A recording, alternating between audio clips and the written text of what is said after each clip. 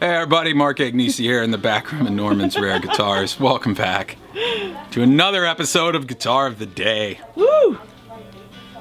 Olympic White Jag from yesterday. Bye-bye. Bye-bye. Even the offsets, I can get them disappear in a day. It's crazy. Let's see. Norm's still out. He's down in, I think he's in Dallas now. Still out on the run. Wanted me to give a shout out to Ron the bartender over at True Luxe Restaurant in Dallas. Norm's from Miami, so he's a stone crab guy, so they got the best stone crabs in Dallas. He said Ron was keeping him well lubricated at the bar, which we appreciate that, Ron, because whenever the boss is in a good mood, he stays off my ass. So, let's see. Today is the triumphant return of Weird Ass Wednesday. Woo! Been on a good streak with some of these ES guitars. We had some cool stuff. I know Norm's going to be back with a whole bunch of cool stuff next week, so there'll probably be a few of those in there. Figured now would be an opportune time to sneak in a weird one, because I know you guys like them weird. It's a brand we've never done, model we've definitely never done. It's pretty cool, actually. It's clean. I think you guys will thoroughly enjoy it. Come on back. For your Weird Ass Wednesday this week, this thing comes from 1962. This is the original Supro Martinique Deluxe. Original Ermine White finish. Mm-hmm. Oh, yeah. We gotta talk Supros. We gotta talk Valco in general. So, Supro was made by the parent company Valco, which was some of the guys who were involved in National Guitars back in the day. Started this new company called Valco, which they produced resonators and mandolins and student level guitars and all that kind of stuff. Until we get into like the late 50s and we get into the 60s, they start doing some really cool electric guitars. They built under a lot of monikers as well. So anything Valco built, that's going to encompass the Supro branded guitars, the Airline branded guitars, and the National branded guitars. And they usually tend to look pretty similar.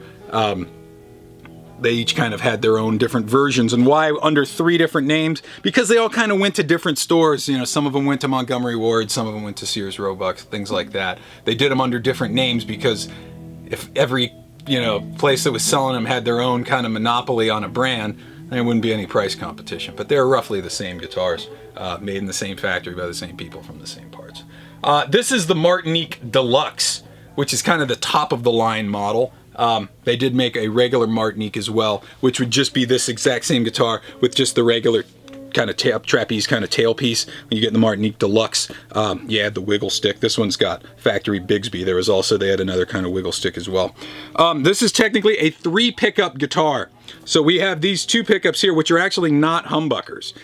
These are single coil pickups, just in very large casings. And then there's also, you'll see this little cable coming out right here. There is a magnetic piezo pickup underneath this wood saddle as well, which gives you some acoustic sounds.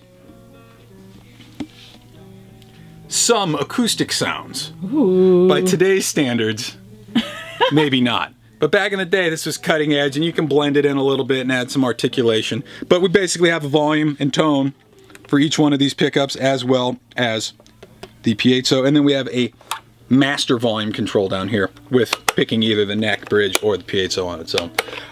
These are made of what we call Reso-Glass, which is a fancy word for fiberglass. Which they thought would give some cool acoustic properties in terms of, vibrations and tonality. There's still kind of like a chambered body inside of these, but this top is made of Reso-Glass. Of course, like we said, the wood bridge, we've got rosewood fingerboard on this with the big block inlays binding on the neck. Cool shaped Supro headstock with the Supro logo up there. And the original case to go with it as well. So these are really cool, man. They have a unique sound. That piezo, don't get your hopes up. It's not going to sound like your Taylor plugged in or something like that. It was the early 60s, man. It was kind of a first attempt at it. But you could still get some kind of rad sounds out of it if you know what to do with it or you got the right tune for it. But it's weird, man. It's our first Weird Ass Wednesday in a while. What do you say we go plug this guy in? See what kind of Chicago sounds it makes. All right, we're out front. We've got the 1962 Supro Martinique Deluxe, original Ermine White finish. We're gonna go through that 64 Deluxe reverb again. I can't quit this thing, and I can't quit looking at you, Fender. Make it right, dude. We got all the EQs at noon. Volumes, we got it kind of cranked today, like 6.5. I don't have any overdrives or anything, so I really want to push this thing, show you what this kind of thing can do. Let's start up on that neck pickup all by itself. Let's see what we got here.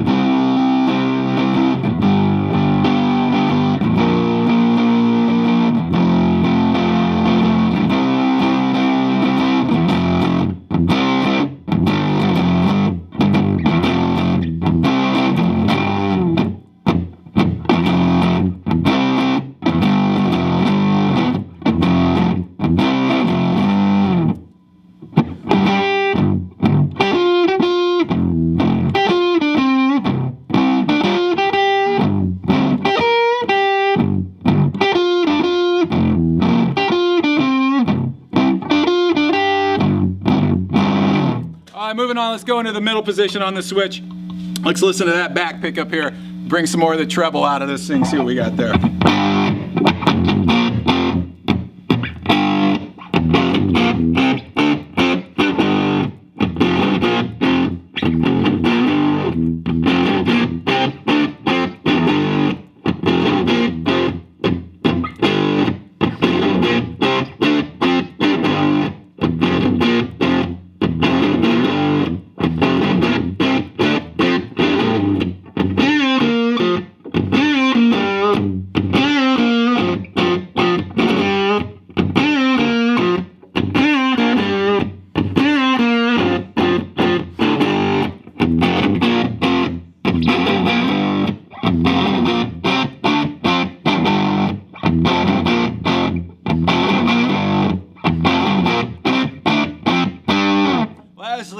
Excuse me, let's go down to that back.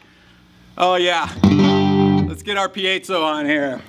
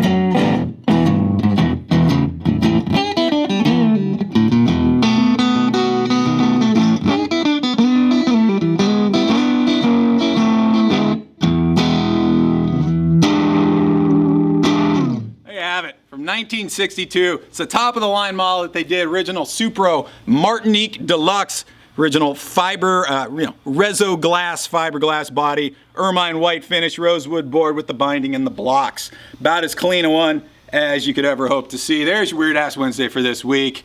Tune in tomorrow for another episode of Guitar of the Day. Till then, follow me on Instagram at Mark Agnesi. Follow the store at Norman's Rare Guitars.